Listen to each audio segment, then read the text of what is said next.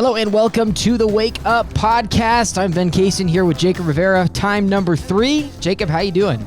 I'm good, man. How you doing? Good. You must really like it here if you want to come back a third time. I love the podcast. I love the Wake Up Podcast. Me too. Oh, man, we're continuing Sincerely Creators. We're bringing it back, some more episodes.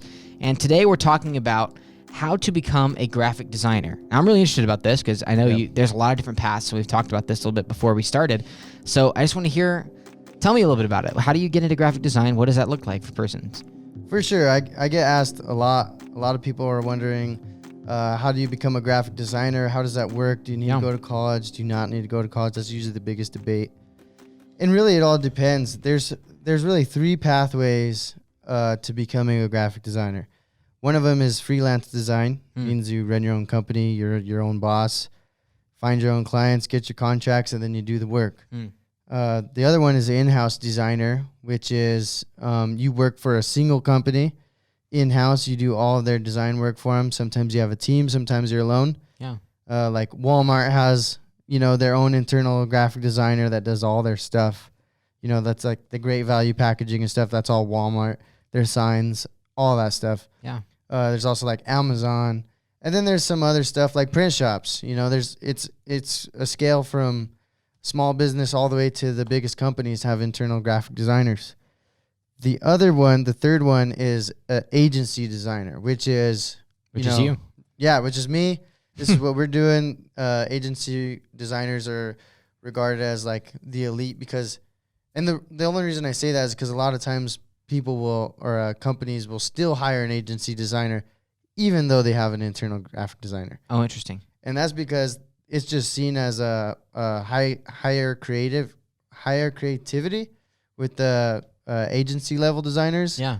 The difference is, like when you're choosing these careers, agency designers are going to get all the creative, fun stuff, all the cool stuff that you see out there, and you're like, that's a super cool package design, super cool commercial, all these things. That's all going to happen on the agency level. Oh. And then internal, they're kind of busting out a lot of stuff very fast. This is all the little stuff that they just need to get going. And then freelance, you're your own boss. I couldn't say what kind of clients you can take cool clients, you can take not cool clients. Right. Yeah. And when you're thinking about like college and school and stuff, the thing you need to know is that if you're going to be a freelance designer, you don't necessarily need any of that because, again, you're your own boss. It certainly helps, though. If you're going to do internal graphic design, you're going to need your bachelor's degree more than likely.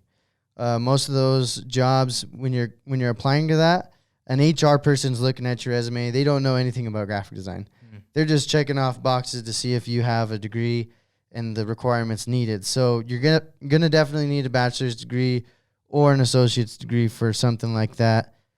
At an agency level, all you need is a super cool portfolio and a good personality because you're probably going to be interviewing with an art director or a lead graphic designer. Gotcha. And they're going to be able to look at your book and say, oh, wow, this is like awesome work. And they'll judge based off that. And then usually like company cultures at agencies are super laid back, super fun. Kind of like here at Wake Up, we have fun to keep the creativity going, keep the creative juices flowing throughout the company. Yeah. So a lot of those places are looking for personality too. You got to come up with a really nice book if that's the pathway you want. A really nice book. So that's you're putting all your work together and you're getting it set so somebody can look at it, correct? Right. And a thing about your portfolio, and I call it a book. That's like kind of like old school. I like it. I've seen your book. Yeah. You've shown it to me. Yeah. Yeah. So if you have a book, I recommend also like, and so you're gonna need a book in a internal graphic design position also, but you're not gonna need that until you go into your actual interview. But in order to get there first, you're gonna have to have your good resume. So if you're looking for a job in graphic design, pro tip: always bring your book with you. Always submit your portfolio because that's the first question, especially at an agency level, is like, where's your book? I want to see the work, right? And always include, like, this might be going off on the side here, but like tips for your portfolio, because this is going to be key to you getting hired, is look at the company that you're applying for and see the type of work that they're doing. Put that work into your portfolio.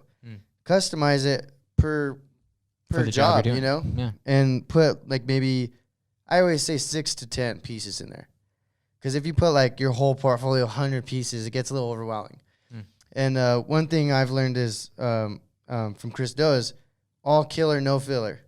So if you only got 5 pieces that are super bangers, put those 5.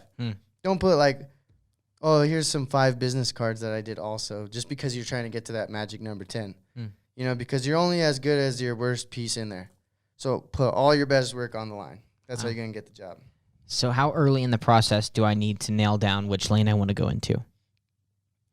I would say, like for me, I kind of like did all my research going into college, because I was asking myself the same thing. Like, do you need to go to college though? Yeah. Like as a graphic artist, a graphic designer, do you really need to go to college? That's expensive, you know? Sure. So I looked into it, and I knew right away that I wanted to be an agency designer. I knew that. But I also wanted the option to have that internal graphic design, you know, so that's why I went to college and I got my degree. Yeah. And I ended up working as an internal graphic designer before I got here. So, Yeah. I mean, that's the pathway too sometimes, you know? So you can bounce between. Yeah, for sure. But, you know, I would recommend an agency because it's awesome. Yeah. That's funny. So, you know, you're talking about you're getting started. You want to have a good portfolio of showing stuff. Take me through, maybe I'm right at the beginning. I'm just getting into graphic design. Maybe I decided to go to college. Maybe I didn't. How do I start getting stuff to put in my portfolio? Right now I've got nothing. How do I start making these projects to get things going? That's a really good question. So what I did was I did 2 things for me. One, I was lucky enough to get set up with an internship when I was in my early years of college. And internships are huge. You know, where'd you intern at? I internshipped at Pueblo School District 60. Oh, okay, great. So that's the school district here in Pueblo. Does all the K through 12 schools, and basically I created graphics for all of those. It was a wide variety of stuff. I did anything from logos to print design, even just little boring stuff like forms. You know, wide variety of stuff. So I created a pretty big portfolio in that time, and I also did contests. So there's this company on the internet called 99 Designs, and they have competitions constantly of like people looking for logos, websites, you name it, and they just pay. You know, people submit their designs, and if they choose yours, you get the money. That's cool. Yeah, that's a cool way to handle that. Yeah, you get $100 or whatever. So I submitted to all kinds of those things, and then I also like joined like graphic design communities on Facebook, and I would have them critique my work and stuff like that. Interesting. So just doing fun projects. Oh, and I did another one called the 30-Day Logo Challenge, and that's pretty cool. You could look that up online, and you get submitted into that, and they start emailing you creative briefs. They're just for fun. Interesting. Everyone posts them on Instagram. It's kind of a big thing. So they submit you an email, and it's like, hey, I'm Ben Kaysen, and I really need a logo for my podcast. This is what we do. It gives you a full description, and then you just, for fun, you just do it, you know, and then you post it on Instagram, put hashtag 30-day logo challenge, and then you get some feedback. So those were some of the methods that I did. Also, when you're in college, you know, people, you know, they're constantly putting you on projects. Yeah. They're constantly putting you on school projects. The one thing with me is like, I never felt comfortable like putting my school projects in a portfolio when I was applying for a job, because I feel like you could see through it. Like people, they know. I did have some school projects in there because there's no way you're going to get around it at that point. Yeah. But I never was like specifically like this was a school project. You know, when you present it, treat it like it was a real company. Yeah. You know, that's a little pro tip there too. And in the interview process, you present your work. You know, don't just show them it like this is why I did this. This was a contest. You know, this was, yeah, exactly. That's cool. Wow. Yeah. So let's go right. I mentioned like you're talking very early on in the process. You're trying to figure out what you're trying to do. Take me through what are some of the factors that you personally thought through when you decided to go to college for it? What did that look like for you? Like when I decided to go to college for graphic design? Yeah. What was that decision like? Yeah, that's actually interesting because like way back in high school, you know, is when most people are starting to think like, what do I want to do with my life? What do I want to do with career? Yeah. And I was always an artist. I was always drawing all the time since I was a little kid. Yeah. And people were like, oh, you're going to be an artist and this and that.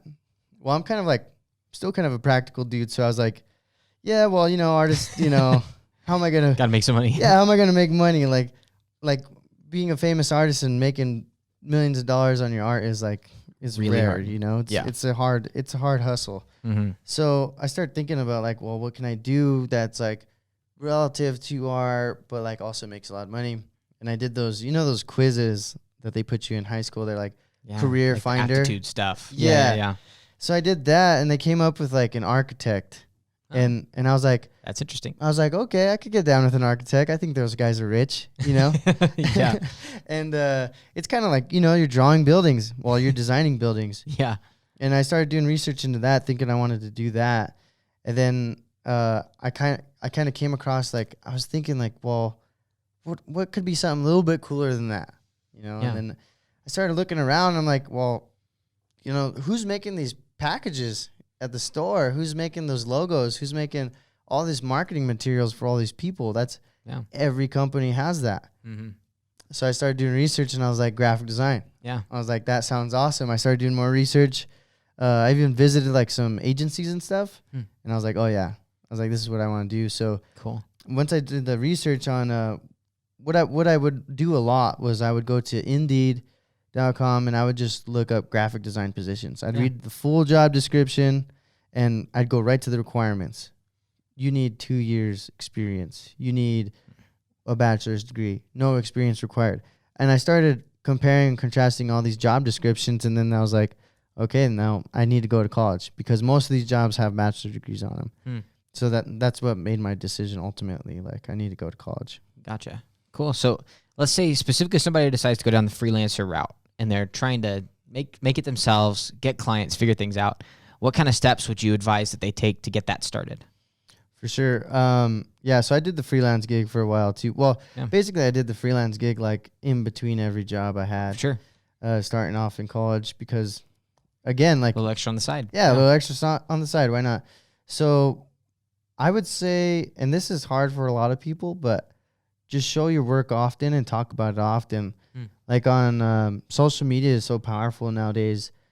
Anytime I was working on something, whether it was in school or at home, a passion project, whatever it was, snap a picture and say, oh, like I'm doing this. Check this out. Yeah, I'm doing this logo design. And then people start to notice that. And then word gets around. And as soon as someone's asking, hey, you know, it's usually on Facebook, like, I need a logo designer. I need a business card design, whatever. People start tagging you. They already saw your name and stuff. And then one kind of leads to a next. You know, I would always ask my clients, like, hey, if you know anybody, send them my way. That would be super, super awesome, appreciative. Yeah. I'd ask them to do like Google reviews, all that stuff. I had a website, social media, all that stuff. So that's how I do. There's other ways too. Like if you're doing freelance, there's stuff like freelancer.com, Fiverr, stuff like that. But I mean, those are usually starting out. I would maybe recommend that starting out. But once you start getting into the more professional expert level, I would say to kind of start moving away from those because the people that are searching out those websites are looking for cheap design.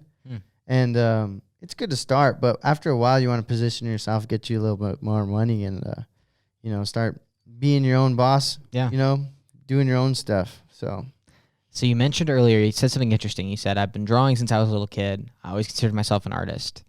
Do you think that you have to be an artist to be a good graphic designer? This is a great question. I actually wrote a whole paper in college in that art and design are two completely different things. Oh, interesting. So I do not think that you have to be an artist to be a designer. I have since lost my artistic abilities.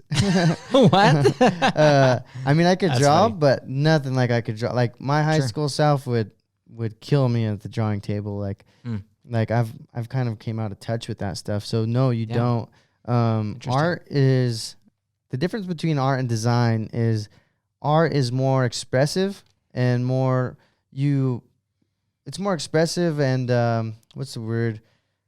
Their creativity is endless. I mean, you're expressing your own self. You got paintbrushes, pencils, all these things. Yeah. And you could do whatever you want, and it's based on you. It's more based on you, whereas design it serves a purpose and it has a function. Oh. And it's serving someone else. So and a lot of artists do become designers. And that's like a hard transition point to understand that we're creating this for someone else. Introspective to you have to see someone else what they want. Yeah, and it has to serve a purpose and have a function. And it's kind of hard, like, doing that transition. But once you do make that transition, that's when it starts to really click and you really start to get good with your graphic design. So, no, you don't have to be an artist to answer the question, but it does help. I think it does help because you're still using the same amount of tools. And art is a tool when you're working on graphic design. So, yeah.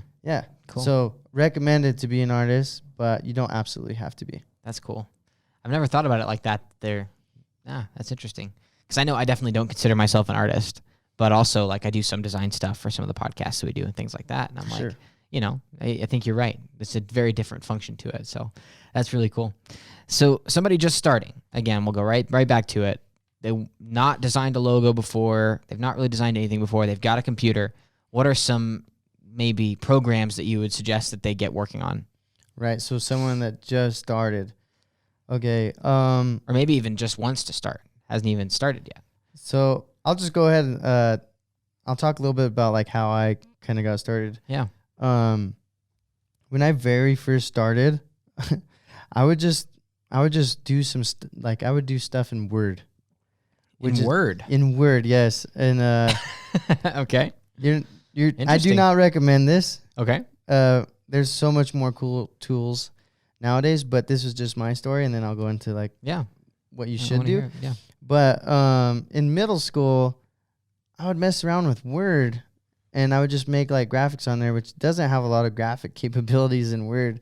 Yeah. And it was during my typing class, and my teacher was super cool. And he was like, "Hey, you know what? Like, how about you do your typing? You know, get one module done, and after that, create me a concert poster every day." Oh, that's cool. Yeah, and he challenged me, and every day he would say, "Now I want a poster for Def Leppard today. I want a poster for this band today." Oh, that's awesome. Yeah, it was super cool. And I was like 13 back then, you know. So I would jump in there and I would start creating stuff in Word. I had like I knew every trick with Word to manipulate it, you know. Yeah. And I knew every trick in Word, and like I would make the poster.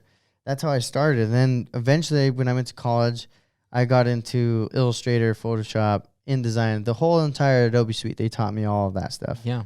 So I was using that stuff. But something that they didn't have then that they do have now is Canva and Adobe Spark.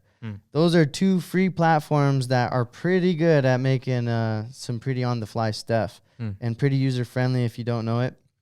If you don't know any of the other software. So I would recommend if you're just starting out or you need to do it yourself type of thing, those ones are the ones. They got a lot of templates, elements, photos, and you could get pretty custom in those things too nowadays too. Yeah. Like it's pretty crazy. But like once you get on the professional level, like I said, you're going to have to eventually get to Adobe Creative Cloud, Illustrator, Photoshop, InDesign. Those are the main three. But Creative Cloud has a ton of tools that are awesome. Yeah. That's cool. Sweet. Well, I think last question I've got for you, Jacob. Say I made a statement to you and I said, graphic design looks so easy. I've never done it before, but all you do is you sit around and you draw things all day. That looks like it's so easy. It should be super easy for me to do. How would you respond to me? Yeah, so oftentimes something I would run into when I was doing freelance is someone would say something like, "Well, why would I pay you so much money when I could do that, or my niece could do that, or whatever?" You know, they have a computer. Sure.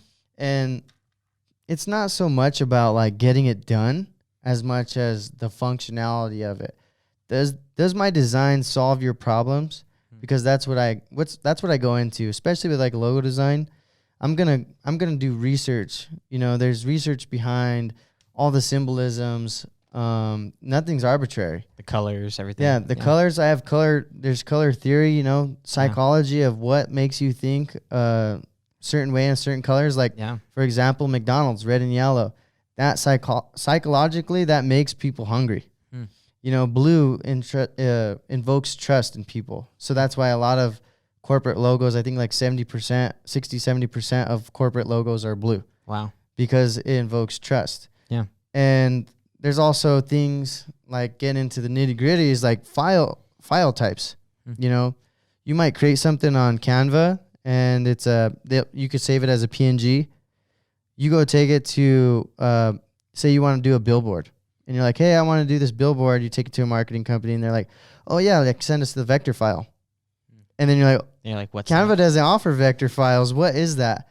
And, those are all the different things that a graphic designer is going to provide you. You know, that there's knowledge and research behind everything that we do. Nothing should be arbitrary. There's no, oh, this just looks cool.